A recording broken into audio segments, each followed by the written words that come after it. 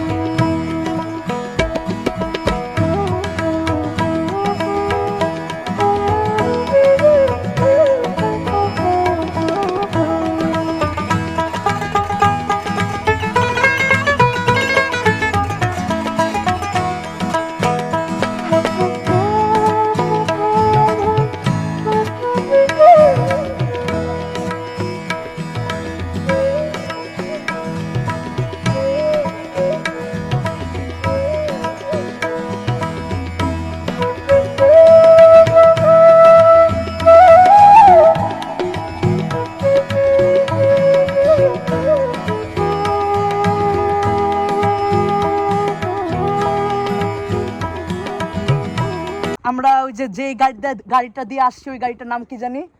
ওই গাড়ির নাম হচ্ছে কাকড়া গাড়ি। কাকড়া গাড়ি আর কি। কাকড়া গাড়ি দিয়ে হচ্ছে একটা জায়গায় মানে আর কি আমাদেরকে নামাই দিচ্ছে। এখন আমরা হচ্ছে হেঁটে চর মাঝারদিয়া বাজারের দিকে আগাচ্ছি আর কি। তো ভাই, এই বাজার মানে আর কি বাজার বলবো না, এখানে যে আসলেন আপনার অনুভূতিটা কি? শাওন ভাই বলেন, কই গেলেন, অনুভূতিটা কি বলেন? বলতে ওই যে পুরাতন দিনে যে গ্রামগুলা আরো হ্যাঁ। আগে 80-র দশকে 90-র দশকে বা আমরা যে যখন প্রাইমারি স্কুলে পড়তাম হুম। ওইরকম যে গ্রামের ফিলিংস ওই সেম এরকম মাটির সে- রাস্তা, সেরকম। বিদ্যুৎ নাই। বিদ্যুৎ না পুরা এই মাজার দিয়াতে কিন্তু কোনো কারেন্ট নাই, ওনারা হচ্ছে সৌর বিদ্যুৎ ব্যবহার করে আর কি। তো মানে মানে আসলে রাজশাহীর শহরটা কিন্তু এদিক থেকে দেখা যায়, রাজশাহী শহরে কারেন্ট আছে কিন্তু হচ্ছে এখানে কোনো কারেন্ট নাই। তো তানভীর ভাই কি অবস্থা ভাই, বলেন আপনার ফিলিংসটা কি, বলেন এখানে যে আসলেন। আসলে এটা বলে বোঝাতে পারবো না, অনেক সুন্দর। হ্যাঁ। আসলে আমি নিজেও গ্রামের একজন ছেলে, তো আচ্ছা। আসলে গ্রামের মজা তো গ্রামেই। গ্রামের মজা তো গ্রামেই ভাই। আসলে এগুলো মানে ভ্রমণ না করলে বোঝা যাবে না, মানে মানে ভ্রমণ করে এগুলো দেখতে হবে আর কি। চর মাজার দিয়া বাজারে আমরা একটি টিউবওয়েল পাই, আর দুপুর টাইমে প্রচুর রৌদ্র থাকায় আমাদের ভীষণ পানি পিপাসাও পেয়েছে। আমরা এই টিউবওয়েলের পানি দিয়ে আমাদের হাত মুখ ধুয়ে নিই এবং পানির পিপাসা পূরণ করি। এরপর আমরা পায়ে হেঁটে ছুটতে থাকি বাংলাদেশ ভারত সীমান্তের দিকে। যতই চর মাজার দিয়ার মাটির কাঁচা রাস্তা দিয়ে হাঁটছি এবং যতই চর মাজার দিয়ার রঙিন জনজীবন নিজ চোখে দেখছি, ততই মুগ্ধ হচ্ছি। এই চরের মানুষের প্রধান অর্থনৈতিক উৎস হলো কৃষিকাজ। এখানে প্রচুর পরিমাণ টমেটোর চাষ হয়। টমেটোর পাশাপাশি এখানে শীতে সর্ষেরও চাষ হয়। চর মাজার দিয়ার পাশ দিয়ে পদ্মা নদী বয়ে যাওয়ায় এখানকার মাটির পানির লেয়ার খুব একটা নিচে নয়। এছাড়াও এই চরের মাটি খুবই উর্বর, যা ফসল ফলাতে সাহায্য করে। আর সবুজ ফসলে এই চরের দৃশ্য হয়ে ওঠে অসাধারণ। ছোটবেলায় আসল গ্রাম বাংলার চিত্র বলতে আমরা যেটি বইয়ে পড়েছিলাম তার সব কয়টা উপাদানই আছে রাজশাহীর এই চর মাঝার দিয়ায়। আমরা যেদিন চর মাঝার দিয়ায় গিয়েছিলাম সেদিন ছিল শুক্রবার, আর শুক্রবারে জুম্মার নামাজের পর এখানকার একটি মসজিদে খিচুড়ি এবং গরুর মাংস বিতরণ করা হয়। খিচুড়ি দিয়ে মাংসটি অত্যন্ত রকম মজার ছিল, আমরাও সেই খাবারের স্বাদ নেই। মসজিদে বিতরণ করা খিচুড়ি নিয়ে গ্রামের মেঠোপথ ধরে পায়ে হেঁটে আমরা চলে আসি বাংলাদেশ ভারত সীমান্তে। আমার একটু সামনেই রয়েছে বাংলাদেশ ভারত সীমান্ত, ওপাশে রয়েছে ভারতের মুর্শিদাবাদ, আর এপাশে রয়েছে চর মাজার দিয়া যেখানে আমরা অবস্থান করছি। আর এখানে এসে সবুজ ফসলের মাঠ থেকে অনেকগুলো বক পাখি উড়ে যাওয়ার অসাধারণ দৃশ্য আমরা দেখতে পাই। আজকে আসলে শুক্রবার ছিল, জুম্মাবার, তো মানে এইসব এলাকায় আর কি, অনেক এলাকায় জুম্মার মানে নামাজের পরে হচ্ছে খিচুড়ি বা সিন্নির একটা ব্যবস্থা থাকে আর কি। তো আমাদের ভাগ্য চর মাজার দেওয়ার একটি মানে আর কি মসজিদ থেকে কিছু খাবার জুটছে আর কি। এই যে শাওন ভাই আমাদের তিনজনের ভাগ্যে কিছু খাবার জুটছে আর কি, এটা দিয়ে আর কি আমরা আমাদের দুপুরের যে লাঞ্চ আছে সেই লাঞ্চের পর্বটা ছাড়বো। তো ভাই বলেন কি অবস্থা, মানে এই যে মসজিদ থেকে যে খাবারটা পাইলেন ভাই, অনুভূতিটা কি ভাই বলেন। অসাধারণ অনুভূতি। তানভীর ভাই কেমন লাগছে? অনেক ভালো ভাই, মাসকালের ডাউল, আরেকটা বিষয় কি বলেন, মাসকালের ডাউল আর খিচুড়ি, গরুর মাংস আর হ্যাঁ খিচুড়ি। খিচুড়ি। আর সবচেয়ে মানে বিষয়টা যেটা ওটা হচ্ছে যে এই পাশেই কিন্তু হচ্ছে আমাদের পার্শ্ববর্তী দেশ ভারতের বর্ডার। এখান থেকে হয়তো ক্যামেরাতে মানে আই থিঙ্ক ভালো মতো বোঝা যাচ্ছে না, কিন্তু সামনে আমরা দেখতে পাচ্ছি ওই যে দূরে কাঁটাতারের বর্ডার, আর আমরা কাঁটাতারের বর্ডার থেকে একটু দূরেই অবস্থান করছি আর কি। তো এখানে আর কি মসজিদ থেকে যে খাবারটা পেয়েছি সেই খাবার দিয়ে আর কি আমরা আমাদের দুপুরে খাবারের পর্বটা সম্পূর্ণ করব। এটাই আর কি, যে মানে ভারতের পাশে বসে গরুর মাংস দিয়ে খিচুড়ি মানে আর কি খাবো এখন, ঠিক আছে? ভারতের পাশে বসে গরুর মাংস দিয়ে খিচুড়ি খাবো। দুপুরের খাবারের পর্ব সেরে আমরা সীমান্তের একটু কাছাকাছি যাওয়ার চেষ্টা করি, যদিও সম্পূর্ণ কাছাকাছি যাওয়ার অনুমতি আমাদের নেই, তবে যতটুকু কাছে যাওয়া যায় অতটুকু কাছেই আমরা গিয়েছিলাম। বাংলাদেশ ভারত সীমানার ঠিক সামনেই রয়েছে অনেকগুলো সর্ষে ক্ষেত। সবুজ এবং হলুদে মোড়ানো সর্ষে ক্ষেতের ঠিক ওপাশেই রয়েছে কাঁটাতারের বেড়া, যেটি জুম করে আমি আপনাদের দেখানোর চেষ্টা করেছি। বাম পাশে যেই দোতলা ভবনটি আপনারা দেখতে পাচ্ছেন এটি মূলত ভারতীয় সীমান্তরক্ষী বাহিনী বিএসএফের ওয়াচ টাওয়ার। আমরা যেদিন চর মাঝার দিয়ে গিয়েছিলাম সেদিন এই সীমান্তে এবং এই ওয়াচ টাওয়ারে কোনো বিএসএফ সদস্যকে আমরা দেখতে পাইনি। সীমান্তের কাঁটাতারের সামনে কিছু ভারতীয় জায়গা রয়েছে, ওই জায়গাগুলোতে ভারতীয় কৃষকেরা বিভিন্ন ফসল ফলান এবং তা দেখভাল করেন। যেমনটা বলছিলাম, শীতকালে যদি কেউ এই চর মাঝার দিয়া বেড়াতে আসেন তাহলে এরকম অনেকগুলো সর্ষে ক্ষেত দেখতে পারবেন, যা আপনাদের ভ্রমণ আনন্দটাকে আরও 2 থেকে 3 গুণ বাড়িয়ে দিবে। রাজশাহীর পদ্মার পাড়ে অবস্থিত চর মাঝারদিয়ার গ্রাম বাংলার রঙিন জীবন এবং প্রকৃতি যতই দেখছিলাম ততই মুগ্ধ হচ্ছিলাম। আমাদের এই বাংলাদেশ কতই না সুন্দর, এর জন্যই কবি বলেছেন আবার আসিব ফিরে এই ধানসিঁড়ির তীরে। এরকম একটা সবুজে মোড়ানো অসাধারণ প্রকৃতি ঘেরা চরে মনে চায় কয়েকদিন থেকে যাই। আমার এখানে এখন আসলে যে জমিটা দেখতে পাচ্ছেন আর কি, যে জমিগুলো দেখতে পাচ্ছেন আর কি, এই জমিগুলো মূলত হচ্ছে ভারতের অংশ আর কি। আর আমি এক হিসাবে কাগজে কলমে এখন ভারতীয় সীমানায় দাঁড়িয়ে আছি আর কি, যদিও বর্ডারের যে কাঁটাতার আছে সেই কাঁটাতারটা আরেকটু দূরে, বাট হচ্ছে আমি কাগজে কলমে আর কি ভারতের সীমানায় দাঁড়িয়ে আছি। আর আমার পিছনে হচ্ছে মানে যে জমিগুলো দেখতে পাচ্ছেন এগুলো সব ভারতের জমি, আর এই পাশের জমিগুলো হচ্ছে বাংলাদেশের জমি আর কি, আর মাঝখানে হচ্ছে আমরা অবস্থান করছি আর কি। আমার সামনে যেই সর্ষে ক্ষেতগুলো দেখতে পাচ্ছেন ওই সর্ষে ক্ষেতগুলো পুরোটাই ভারতের আওতাধীন, অর্থাৎ ভারতের কৃষকেরা এই সরিষাগুলো ফলান। এখন আপনারা স্ক্রিনে যেই জায়গাটি দেখতে পাচ্ছেন এটি মূলত সীমান্ত পিলার, আর এটি বাংলাদেশ ভারত সীমান্তের 61 নাম্বার পিলার। আমি এখন অবস্থান করছি আর কি চর মাজার দিয়ার সীমান্ত পিলারে আর কি। তো আমি এখন ইন্ডিয়ান অংশে আছি আর কি। এই পিলার দেওয়ার হচ্ছে এই সাইডে আপনারা লেখা দেখতে পাচ্ছেন ইন্ডিয়া, মানে আর কি লেখাটা আপনারা দেখতে পাচ্ছেন আর কি। আর পিলারটার ওই পাশে এই যে তানভীর ভাই বসে আছে, তানভীর ভাই একটু দেখি বাংলাদেশ লেখাটা একটু দেখাই।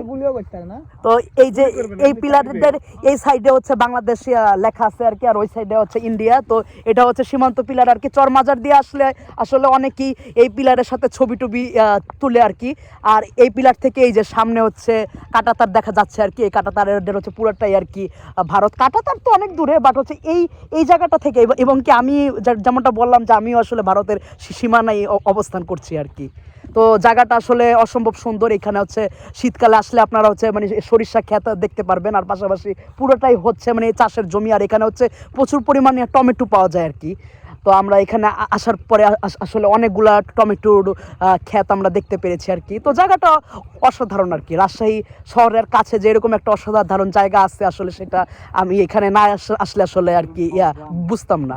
বাংলাদেশ ভারত সীমানার দুই পাশেই রয়েছে কৃষি জমি। দুই দেশের কৃষকেরা তাদের নিজ নিজ জমিতে কৃষিকাজ সম্পূর্ণ করেন। চর মাঝারদিয়ায় নেই কোনো বৈদ্যুতিক সংযোগ এবং এখানে আসার পথটাও মোটামুটি দুর্গম, কিন্তু এখানে আছে সুখ এবং শান্তি, আর আছে অসাধারণ প্রকৃতি, যেই প্রকৃতির টানে এখানে ছুটে আসা যায় বারবার। চর মাঝারদিয়ার বাংলাদেশ ভারত সীমান্ত এবং বাংলাদেশ ভারত সীমান্তের 62 নাম্বার পিলার দেখে আমাদের গন্তব্য ছিল চর মাঝারদিয়া বাজার। আসার সময় আমরা গ্রামের মেঠোপথ দিয়ে এখানে এসেছিলাম, কিন্তু যাওয়ার সময় ফসলি জমির ভিতর দিয়ে আমরা গিয়েছি। আর যাওয়ার পথে বকের ঝাঁকের এরকম অসাধারণ দৃশ্য আমাদের চোখে পড়ে। নিচে সবুজ এবং হলুদে মোড়ানো সর্ষে ক্ষেত এবং উপর দিয়ে উড়ে যাচ্ছে ঝাঁকে ঝাঁকে সাদা বক পাখি। এই দৃশ্যর সৌন্দর্য নিজ চোখে না দেখলে বোঝা অসম্ভব। এখন আমাদের উদ্দেশ্য হচ্ছে চর মাজারদিয়া ইয়াতে আর কি বাজারে। তো আমরা চাইলে ওই দিক দিয়ে বাজারে যেতে পারতাম, কিন্তু আসলে আমরা আর কি একটু ক্ষেত দিয়ে বাজারে যাওয়াটা একটু মানে বেশি প্রেফারেবল মনে করেছি আর কি। আর আমরা যেই মানে আর কি ক্ষেতের ভিতর দিয়ে বাজারে পথে আর কি যাচ্ছি আর কি, সেটা হচ্ছে আর কি সরিষা ক্ষেত আর কি। এই যে পুরোটাই কিন্তু আসলে মানে আর কি হলুদের রাজ্য আর কি, সরিষা ফুলের রাজ্য মানে আর কি যাকে বলা হয় আর কি। আর জায়গাটা কিন্তু অসম্ভব সুন্দর আর কি। আর মানে যা আমরা এই ছোট ছোট যেটা আর কি কি বলে এগুলোকে আইল বলে আর কি। তো এরকম মানে আসলে দুই পাশে সরিষা ক্ষেত আর মাঝখানে হচ্ছে আইল, এই আইল দিয়ে হচ্ছে আমরা হেঁটে যাচ্ছি আর কি। আর দুই পাশে হচ্ছে মানে অসম্ভব সুন্দর সরিষা ক্ষেত আর কি। তো মানে আসলে অসম্ভব সুন্দর জায়গাটা। তো তানভীর ভাই বলেন কেমন অনুভূতি সরিষা ক্ষেতের ভিতর দিয়ে যাচ্ছেন? আপনি তো গ্রামের ছেলে ভাই, বলেন আপনার কাছে তো এগুলো নর্মাল ভাই, তাও বলেন কিরকম লাগছে? আসলে ভাই অনুভূতি সেটা তো আসলে মুখে আর প্রকাশ করা যায় না। এটা আসলে অনেক মানে অনেক সুন্দর, মানে চারিদিকে অনেক মানে সুগন্ধ, সরিষা ফুলের একটা মানে সুগন্ধ চারিদিকে মানে গন্ধতে মানে মেতে উঠছে। তো মোটামুটি হ্যাঁ, অনেক সুন্দর আর কি। শাওন ভাই কি বলেন? অসাধারণ। অসাধারণ না? শাওন ভাই এক কথায় বলে দিছে অসাধারণ। তো আমরা এখন হচ্ছে ক্ষেতের আইল দিয়ে আর কি, সরিষা ক্ষেতের আইল দিয়ে হচ্ছে চরমাজার দিয়ে বাজারের দিকে যাচ্ছি আর কি। আমার হাতে এখন যেগুলো দেখতে পাচ্ছেন এগুলো হচ্ছে মাসকারের আর কি, মাসকারের ডাল না, মাসকারের ডাল। তো রাজশাহীর যে বিখ্যাত কালাই রুটি আর কি, কালাই রুটির কথা যে বলে আর কি, তো কালাই রুটি আসলে এগুলো দিয়ে তৈরি হয় আর কি। তো চরমাজার দিয়াতে এসে আসলে এগুলো মানে দেখতে পেয়েছি আর কি, তো কিছুটা সংগ্রহ করলাম আর আচ্ছা আপনাদেরকে দেখালাম আর কি। তো এই মাসকারের ডাল দিয়ে শুধু কালাই রুটি না, আরও অনেক কিছুই আসলে তৈরি হয়, খিচুড়ি, তারপর এটা তো ভাই ডালও তৈরি হয় না? হ্যাঁ, ডালও তৈরি হয়। তো এই আর কি। চরমাজার দিয়ার অসাধারণ প্রকৃতি দেখতে দেখতে আমরা পায়ে হেঁটে চলে আসি চরমাজার দিয়া বাজারে। আর বাজারে এসে দেখতে পাই বিক্রেতারা অলরেডি বাজার নিয়ে বসে গিয়েছে। আসলে চরমাজার দিয়ে বাজার থেকে আমরা আসলে হেঁটি ঘাটে যাচ্ছি আর কি, কারণ ঘাটে যাওয়ার জন্য কোনো গাড়ি আর কোনো ব্যবস্থা আসলে এখানে নেই। এখানে আসলে লোকালভাবে মোটরসাইকেল আসছে, জনপ্রতি 100 টাকা করে ঘাটে নিয়ে যায় এবং ঘাট থেকে নিয়ে আসে আর কি। তো এখন আপাতত আসলে কোনো মোটরসাইকেল পাই না, যেগুলো আসলে সামনে আসে এগুলো সবগুলোই আসলে মানে যাত্রী আর কি ফুলফিল করা মোটরসাইকেলগুলা। তো এই যে সামনে দিয়েও আছে, হ্যাঁ হ্যাঁ, এই যে সামনে দিয়েও 2টা মোটরসাইকেল গেল, এগুলো হচ্ছে আপনার মানে আসলে যাত্রী ভরা আর কি। আর যে রাস্তা দিয়ে আমরা হাঁটছি এই রাস্তাটা একটু দেখেন আর কি, এই যে মানে পুরাটা রাস্তা হচ্ছে মাটির এবং কি ধুলাবালি এবং কি হচ্ছে মানে ধুলাবালি দিয়ে ভরা রাস্তাটা। তো আসলে অনেক কষ্ট হচ্ছে। আপনারা যদি কেউ চরমাজার দিয়ে আসেন এই জিনিসটা একটু মাথায় রাখবেন আর কি, নাহলে আমাদের মতো আসলে চরমাজার দিয়ে বাজার থেকে হচ্ছে চরমাজার দিয়ে ঘাট কত কিলো ভাই? 2.5 কিলো না? 2.5 কিলোমিটার। এখন যদি আমরা গাড়ি না পাই তাহলে হচ্ছে 2.5 কিলোমিটার রাস্তা হচ্ছে হেঁটে যেতে হবে আর কি, যেটা অনেকটাই কষ্টসাধ্য ব্যাপার। এরকম মানে এরকম রাস্তা আসলে হাঁটাটা খুব কষ্টসাধ্য ব্যাপার, বাট কিছু করার নাই, ভাগ্যের পরিহাস। এখন দেখা যাক কি হয়।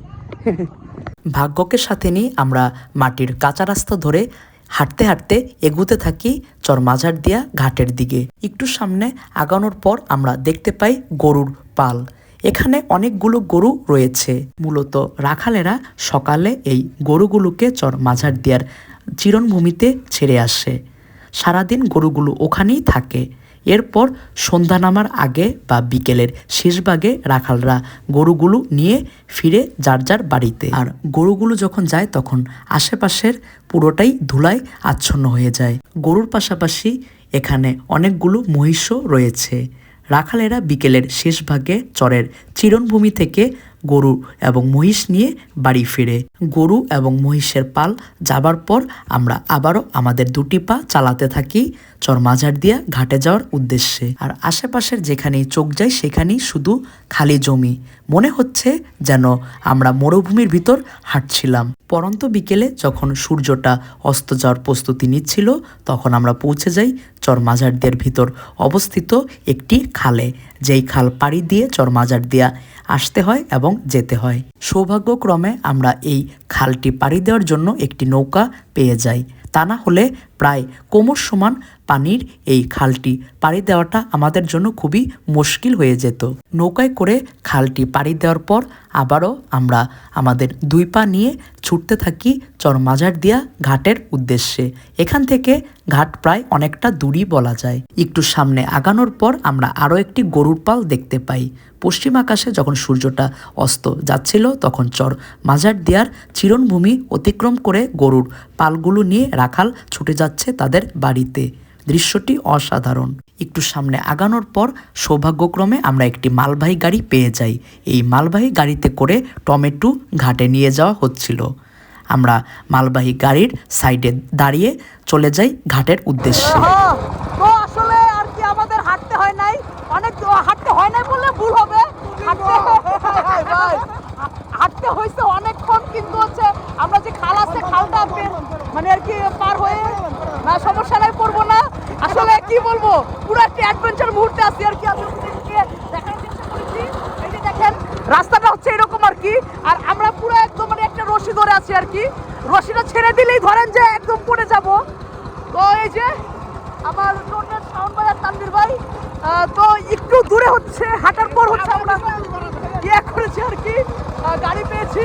তো এই হচ্ছে অবস্থা আর কি, আমাদের আর হাঁটতে হয় না, গাড়ি পেয়েছি, এখন আমরা গাড়িতে করে যাচ্ছি, সেই অ্যাডভেঞ্চার।